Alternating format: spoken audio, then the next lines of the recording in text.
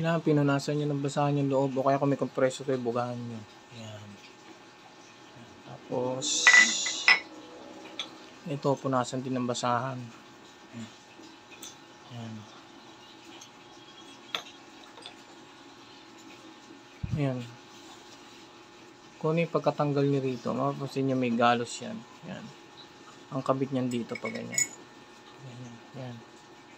Tapos, itong oil seal, kung ano yung meron parang ayan, yung may markings na yan, yan yung paibabaw. Tapos kung ano naman, yung kung ano yung pinaka medyo malapad, mapapansin nyo medyo ito nandito makitid ng konti. Tapos ito yung pinaka parang nakabuka ng konti. Yan. Ito yung pinaka ibabaw yan. Tapos ngayon, pag i-install nito, huwag nyo itatapon yung lumang pinagtanggalan. Ito yung pang susuksok natin sa loob. Ayan. Pupukpukin lang natin ng kahoy.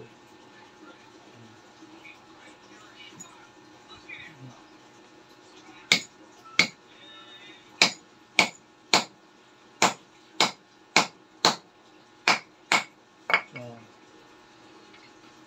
Ayan, mapapansin nyo yan sagad na. Tapos hindi nyo na madidinig yung tunog ng washer. Ayan. Ibig sabihin yan, naka-ipit na. Sulit natin itong lock pin.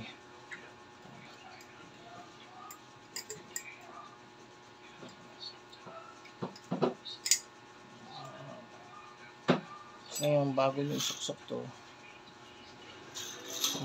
yung kanina, nilagyan ko kasi ng screw para hindi kumalas to. Ngayon, susuksok na natin. Yan o.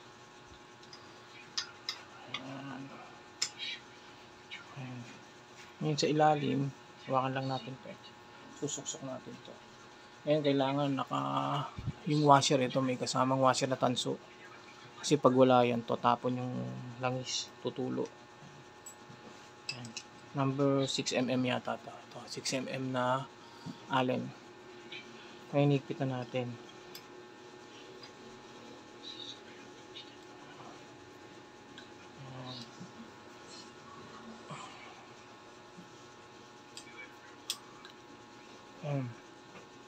Yan na siya.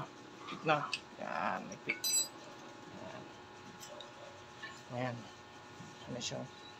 Medyo matigas na kasi dahil dun sa ano. Ayan. Matigas na dahil wala nang hangin sa loob. Dito na lang. Ayan. Ayan, testing. Ayan.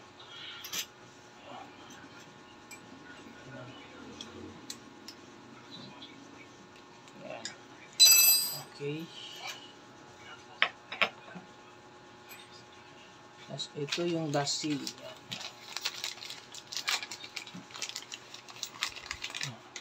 Ito natin. Ito kahit wala nang ano, kakabit mo lang na ganyan. Yan lang. Testingin mo yan. Ano na.